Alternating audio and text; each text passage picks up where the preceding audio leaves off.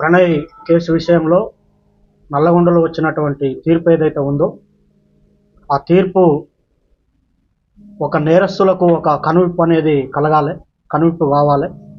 ఎందుకంటే మా బాబు ప్రణయ్ హత్య జరిగినప్పుడు ఇదే చివరి హత్య జరగాలని చెప్పి జస్టిస్ ఫర్ ప్రణయ్ అని చెప్పి చాలా మేము పోరాటం చేశాము.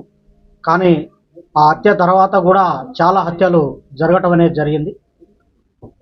అయితే ఈ హత్య తర్వాత జరిగినటువంటి హత్యలు చేసిన వాళ్ళకి కానివ్వండి, ఇంకా ఈ కులాన్ని పట్టుకొని వేలాడే వాళ్లకు, కుల దురంకార హత్యలు చేసే వాళ్లకు, తర్వాత కన్న కూతుర్లను చంపుకునే వాళ్లకు, కన్న కొడుకులను చంపుకునే వాళ్లకు, అవతలి వ్యక్తులను చంపే వాళ్లకు కులం పేరుతోని ఈ యొక్క తీర్పు అనేది కనువిప్పు కావాలని నేను కోరుకుంటున్నాను. వాస్తవంగా ఈ ఇన్సిడెంట్ తర్వాత మీ అందరికీ తెలుసు, చాలా లాస్ అయిపోయాం మేము. ఇప్పుడు మాకు కొడుకు లేకుండా పోయాడు, అమృతకి భర్త లేకుండా, తర్వాత నా మనవనికి తండ్రి లేకుండా పోయాడు.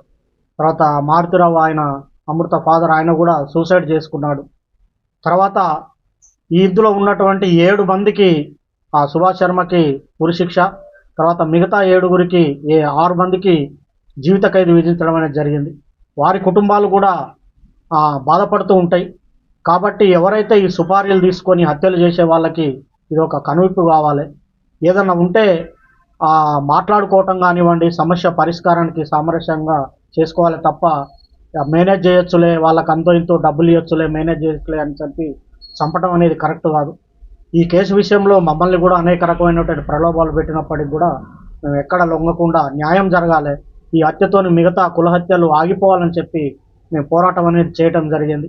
6.5 సంవత్సరాలు మేము ఎదురు చూసాం న్యాయం కోసం, మేము సాక్ష్యం చెప్పి. ఇందులో ముఖ్యమైనటువంటి పాత్ర పోషించినటువంటి అప్పటి డిఎస్పి శ్రీనివాస్ గారికి ప్రత్యేకమైన కృతజ్ఞతలు ఈ సందర్భంగా తెలియజేస్తూ ఉన్నాను. ఎందుకంటే సారు ఐఓగా చాలా గొప్పగా ఆ కేసును పకడ్బందీగా, చాలామంది మమ్మల్ని అన్నారు ఎందుకు కేసు లేట్ అవుతుంది, ఛార్జ్షీట్ లేట్ అవుతుంది, ఏదో జరుగుతుందని. కానీ సార్ మీద మేము నమ్మకం పెట్టుకొని ఉండటం వల్ల లేట్ అయినప్పటికి కూడా ఒక పకడ్బందీ 200 పేజీల ఛార్జ్షీటు, దాదాపు 100 మంది సాక్షులను పెట్టి ఛార్జ్షీట్ వేసి గట్టిగా కేసును పకడ్బందీగా చేశారు. తర్వాత దానికి సహకరించినటువంటి ఎస్పీ రంగనాథ్ గారికి కూడా ఈ సందర్భంగా ప్రత్యేకమైన కృతజ్ఞతలు తెలియజేస్తూ ఉన్నాను. సార్ ఆధ్వర్యంలో మంచి టీము సుభాష్ శర్మను ఆ రోజు వెళ్ళి పట్టుకోవటము, తర్వాత నిందితులందరినీ పట్టుకోవటం విషయంలో కూడా సారు అనేకమైనటువంటి టెక్నిక్స్ ఉపయోగించి, టెక్నికల్ ఎవిడెన్స్ ఉపయోగించి తర్వాత ఈ సాక్ష్యాలను కూడా ప్రొడ్యూస్ చేయడం అనేది జరిగింది. అందులో ఇంకొకటి ముఖ్యమైన విషయం ఏంటంటే ఈ కేసుకు వాదించినటువంటి అడ్వకేటు దర్శనం నరసింహ గారు చాలా గొప్ప వ్యక్తి ఆయన. ఎందుకంటే ఆయనకు కూడా ఎలాంటి ప్రలోభాలకు లొంగకుండా ఒక న్యాయం అనేది జరగాలి, ఈ సొసైటీలో న్యాయం ఉండాలని చెప్పి ఆయన కూడా గట్టిగా ఎలాంటి ప్రలోభాలకు లోను కాకుండా ఆయన కూడా చివరి వరకు కూడా న్యాయం కోసం పోరాటం అనేది చేయటం జరిగింది. చివరికి ఈరోజు వచ్చినటువంటి తీర్పుతోని న్యాయం అనేది జరిగింది.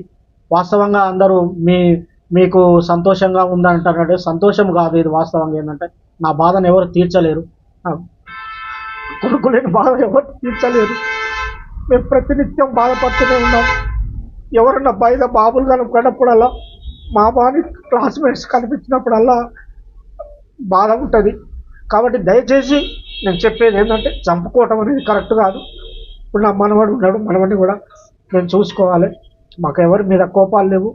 మేము ఈ కేసు విషయంలో సాక్ష్యం చెప్పాము, మా బాధ్యత మేము నిర్వర్తించాము. కేవలం ఈ హత్యలు ఆగాలనే ఉద్దేశంతోనే చెప్పాము తప్ప వేరే మరొకటి కాదని సందర్భంగా నేను తెలియజేస్తున్నాను. న్యాయస్థానం కూడా కరెక్ట్ అయిన తీర్పిచ్చింది.